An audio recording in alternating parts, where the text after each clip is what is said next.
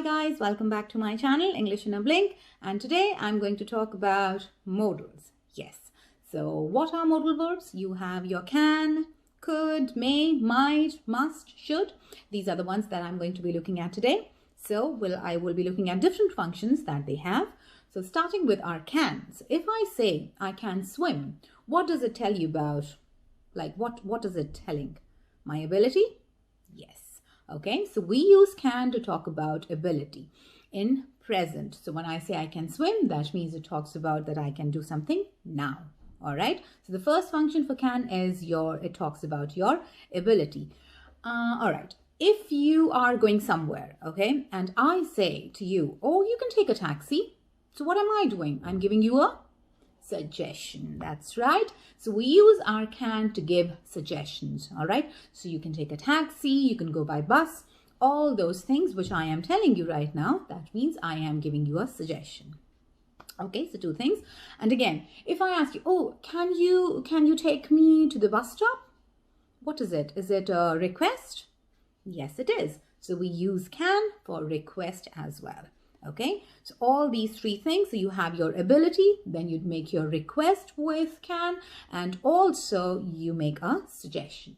Okay, so that was about can. What about can't? So if I say, let's say I have a student in my class, Gabriel, all right, and somebody, well, he was there in my class when somebody at 11 o'clock said that, oh, you know what, I saw Gabriel somewhere. So what would I say? Oh, it can't be Gabriel because Gabriel is in my class at the moment, right? So when you are making your deductions, because you have some kind of evidence in front of you and you are making your deductions, you use your can't, okay? Because you like, okay, so right now if somebody says it's snowing and I say, oh, it can't be because it's sunny outside, right? Because I have evidence, so it can't be true.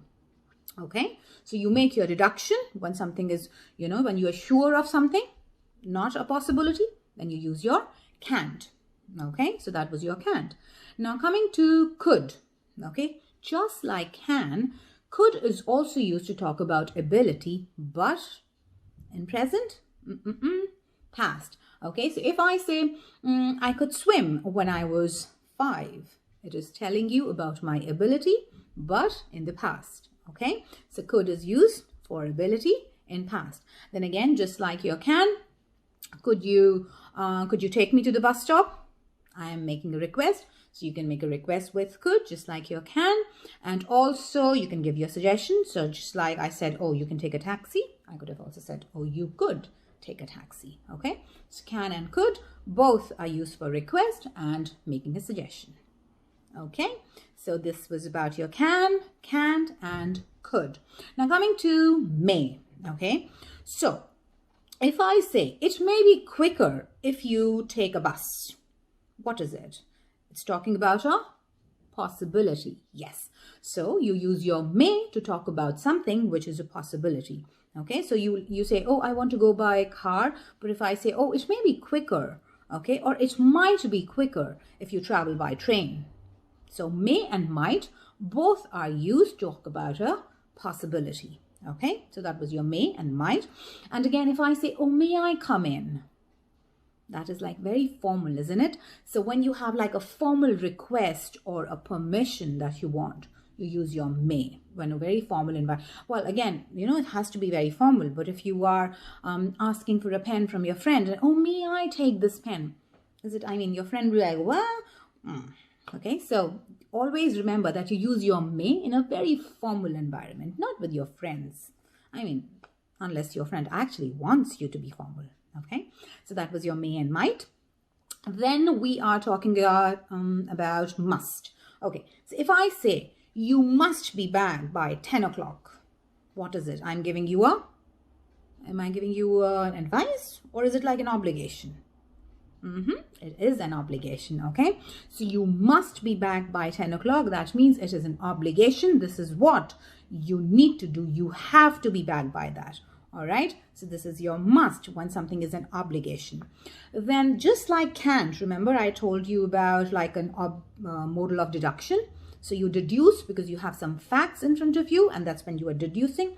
So similarly with must as well, we do that.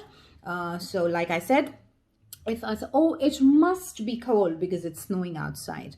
Again, you have your evidence. You can see that it's snowing, so it must be cold. So when you are deducing certain things, because you have some facts in front of you, use your must.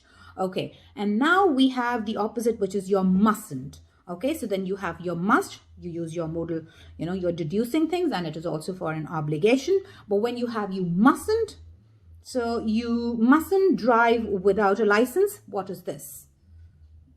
This is like a prohibition. Yes, something which is not allowed. Okay, so mustn't is a prohibition, something which is like by law. All right, so that's when you use your mustn't. You mustn't, and actually it is true, you mustn't drive without your driving license. Okay, so that was your mustn't. And the last one that we're going to look for today is should. Okay, so what do you do with your should? So if I say you should drive more carefully, what am I giving you? Advice. That's right. Or maybe it is also in my opinion. I feel that you don't drive that great. Okay, or you are a rash driver, so that's why I'm giving you my advice that you should drive carefully. Similarly, you're like you're coughing, so what would I say to you? What would be my advice? You should go see a doctor. Okay, so we use our should to give our advice. All right, so we looked at can, could, may, might, must, mustn't, and our should. Guys, one thing which is very important and I want you to remember is these modals, they are used without to. All right, they are followed by bare infinitives. You never say I must do something. Okay, because I've heard this, lots of my students say that, oh, I must do this, I may do, I can do. No, a big no. Okay, so you cannot say that. All right, like all those modal verbs that you have, can, could, may, might, must, shall, should, will, all these are followed by bare infinitives without to. Okay, I'm sure after today you'll remember that, and all the ones that we just looked at, remember them as well. Until we meet next time, if you like the video, don't forget to subscribe, don't forget to like, spread the word, share it with your friends. Bye for now.